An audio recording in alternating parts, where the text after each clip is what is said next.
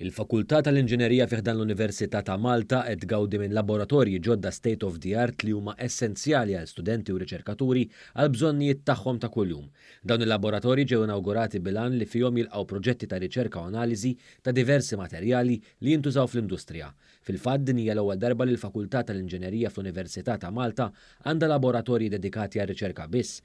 One użar dawn il-laboratorji fl-Università ta' Malta, hemmhekk stħarriġna aħjar l-użu tagħhom mad-dekan tal-Fakultà tal-Inġinerija, il-Professur Andrew Sammut, u mal-Viċi Dekan il-Professur Glenn Kassar. Huma spjegaw kif dan l-ispazju ġdid ikopri 1000 metru kwadru ta' spazju għal xogħol fuq 3 solari differenti u 14 laboratorju speċjalizzat. Dan l-ispazju jinkludi wkoll makkinarju ġdid fosthom 3 rigs tal-ipproċessar. Il-Professur Andrew Sammut tkellem dwar l-erba' oqsma ta' riċerka li jindirizza dan il-proġett.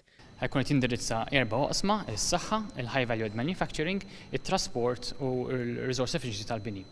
Dawk huma l-oqsma li l-pajjiż iddeċida li huma aktar ta' interess bħala riċerka fl-inġinerija. Intant il-Professur Glenn Kassar spjeganna xi istanzi li fihom jistgħu jintużaw dawn il-laboratorji. Naqbdu teknoloġiji eżistenti fejn naf jien forsi kif timmanifattura kater, trapan, affarijiet li n-nies forsi faċilment jassoċjaw ruhom magħhom għax rawhom fil-workshops tagħhom.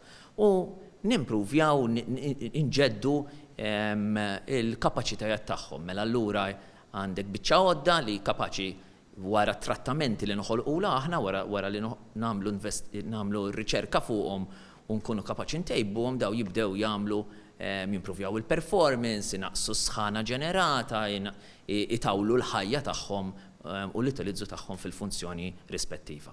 L-investiment f'dawn il-laboratorji mill-Università ta' Malta jammonta għal madwar 38 miljun euro u huwa kofinanzjat b'fondi mill-Unjoni Ewropea.